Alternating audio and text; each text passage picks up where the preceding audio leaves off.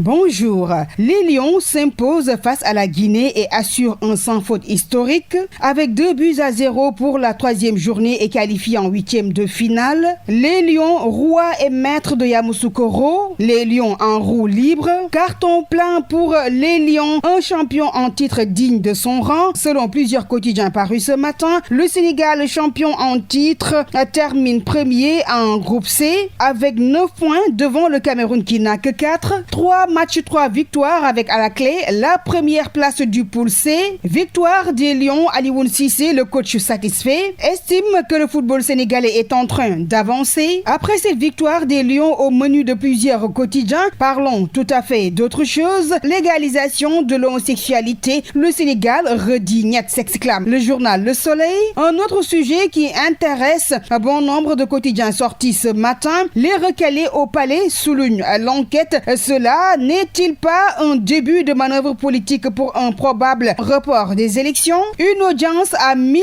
interrogations après la publication de la liste définitive de candidats. Le journal Les Échos qui relaye l'information révèle qu'une délégation de 15 personnes dont Cheikh Bamba Dièye et Dr Gadjo seront reçus au palais. Au journal, toujours de préciser que Macky Sall reçoit les recalés ce soir à 17h. Pendant ce temps, le Dakarois craignent un risque de report électoral. L'évidence parle d'une audience dangereuse.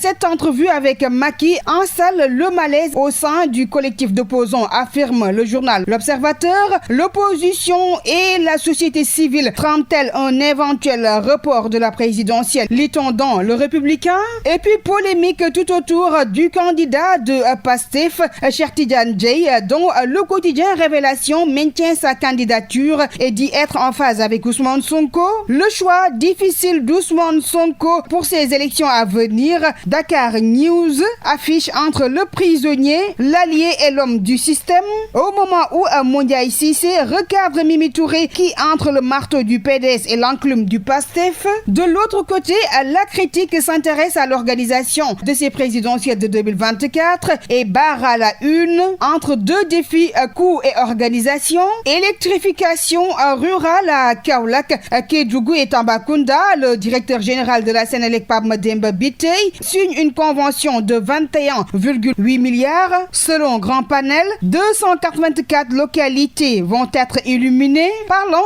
d'énergie pendant ce temps. Projet Grand Tortue Arméim. Le mandat nous informe que Thierno Alassane Sall déplore le report du débat d'exploitation. C'était tout pour la revue des titres. Merci de l'avoir suivi. À vos journaux et claviers et bonne lecture.